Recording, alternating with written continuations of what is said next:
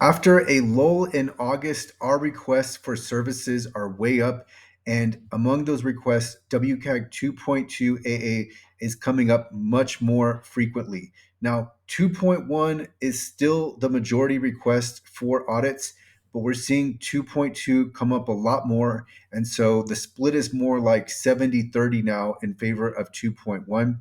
And 2.2 is coming up more in part because it's being required more in the marketplace. So the clients are in turn are asking us for 2.2 audits. What happens with some clients is if they have a second audit already scheduled, let's say for in 6 months or in 8 months or a year, then they'll start with 2.1 and then they'll plan for 2.2 on the second audit. I like that strategy. VPAT services are still white hot. So most of our requests include a request for a VPAT. I'm also letting clients know, like, hey, if when they have a product or service, you probably want this documentation to go along with it. Sometimes they're unaware of it, but while you're getting an audit, if you have a product or service, it's probably worth going ahead and getting the VPAT ACR so that you have that documentation. It can't work against you in any way, and it's not that much additional relative to the cost. So I recommend going for the VPAT ACR. Also, when I'm talking to clients, some are preparing, but they're not going to order services just yet. So they're researching, they're talking to different companies, but they're waiting for 2026 until to get started with their audit. I recommend against that, not because there's, you can't, not because waiting is necessarily bad, but because in 2026, I do expect the market to be more flooded with requests.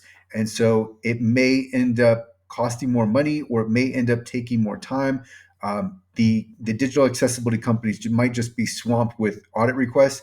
So getting it done now is going to prevent that. And it also gives you more time to work on remediation. Remediation can take longer than you expect. And I'm really talking about on the client side. On our side, we know how long things are going to take, but on the client side, these if especially if you're working towards full conformance, it can take longer than you expect. But that is a trend that I'm seeing. Also, when I show clients accessibility tracker, they really like the value. And I can tell many of them were completely unaware that a platform like this existed. So this is going to enable you to easily track all accessibility issues, not just those flagged by a scan. You're also going to have AI to help your team with the exact issues that are found in the audit. So look at, I'll include a link to accessibilitytracker.com in the description. You'll want to look at that platform because that can really help you with tracking compliance and actually making your website or your other digital asset fully WCAG conformant. It will also help you with progress reports, having the analytics, being able to track the state of your accessibility, and also documentation. So there's definitely help in many different ways. And also, I have in my mind the European Accessibility Act. There, you're going to need documentation. Accessibility tracker is perfect for that. It's going to be exactly what you need. So a lot of clients, when I show them accessibility tracker, they are very impressed with the value that it provides. Another trend I'm noticing, just because clients are coming to me and I'm learning from them, once they get comfortable, once we've talked for a little bit, they're telling me we are actually leaving another accessibility company because they're just so expensive. And we looked at your prices, and yeah, there is a real possibility that you can reduce your accessibility budget by 50% and really not lose anything other than maybe some ongoing cursory support, but really not lose anything by coming to accessible.org and getting your audits. And clients are surprised when they find out that that audit that once cost them, let's say $10,000, is now $5,000. That's a huge savings. There's nothing lost. There's no quality lost. So I am seeing clients they're telling me, hey, we're leaving an accessibility company. Their contract's just too expensive. And that leads to my next point. Clients are looking for annual contracts. I'm not, annual contracts are not something I push. It's always at the client's option. But for some clients, it's easier just to have an annual contract because they want the services on an ongoing basis anyway. So some clients are asking me, like, hey, can we get an annual contract for this? We want to have an audit twice a year. And so that is coming up more and more in discussions. Also, we had one client specifically ask us for a partnership. And when I say partnership, I truly mean partnership, not just, hey, you are purchasing services from us. They were seeking a way that they could really promote going with accessible.org and how they could do that and how they could market themselves as really being a company with an accessibility focus. So that was something that came up recently.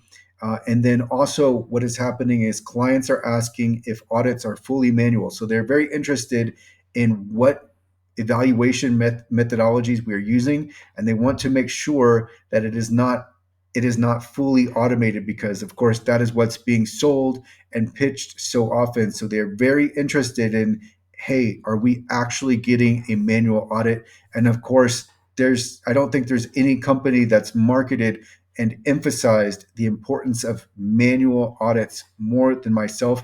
And when I say manual, the word manual should be implicit in audit, and it is. When we're talking about an accessibility audit, you cannot run an accessibility audit with a scan. That's not how this works. You don't combine scan results with screen reader testing.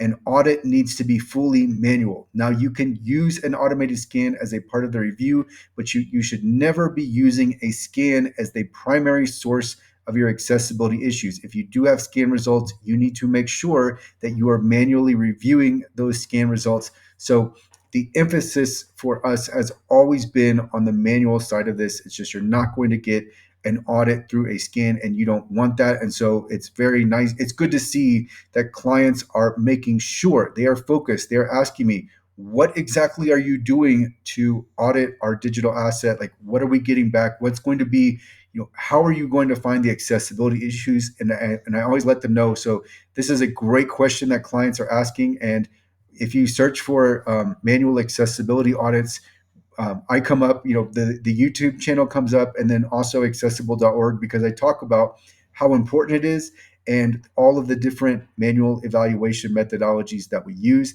So that's also coming up. So these are the market trends. I have definitely noticed a significant uptick in clients reaching out. Now, again, some of the clients are doing this as a preemptive measure. So they're planning for accessibility services in 1, 2, or a few months going into 2026. But this is what I see happening in the marketplace. If you are interested in accessibility services, I will include a link to accessible.org in the description, along with Accessibility Tracker. You really need to look at that platform. You don't have to go through accessible.org to use Accessibility Tracker, but it will really help your team with fixes. It will save you a lot of time. It will help you with documentation, and you'll finish your project faster.